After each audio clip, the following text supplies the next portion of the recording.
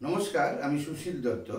আজকে আমার video topics পানীয় জল বনাম পরিশ্রুত জল, drinking water versus distil water.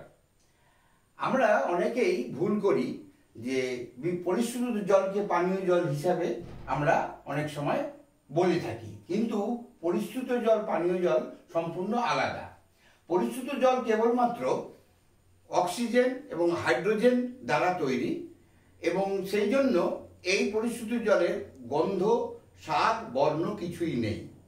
কিন্তু পানীয় জলের ক্ষেত্রে পানীয় জলের একটা নির্দিষ্ট স্বাদ রয়েছে, বর্ণটাও পরিশ্রুত জলের মতো নয়, একটু ঘোলা। কারণ এই পানীয় জলের মধ্যে গুরুত্বপূর্ণ কতগুলি ধাতব লবণ গোলা থাকে, যেটা শরীরের পক্ষে উপকারী।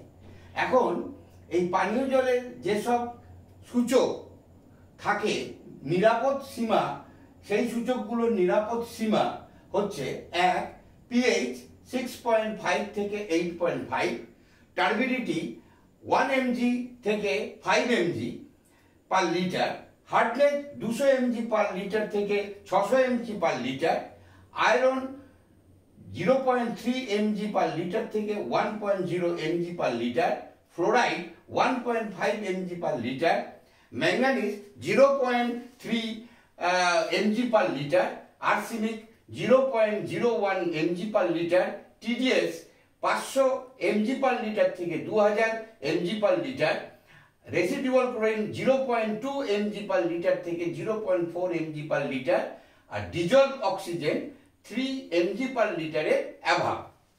এই সীমানার মধ্যে যদি এইগুলো থাকে, মানে সূচকগুলো থাকে, তবে তাকে আমরা পানীয় জল বলতে পারি এবং সেইগুলো পানীয় জল হিসাবে আমরা ব্যবহার করে থাকি।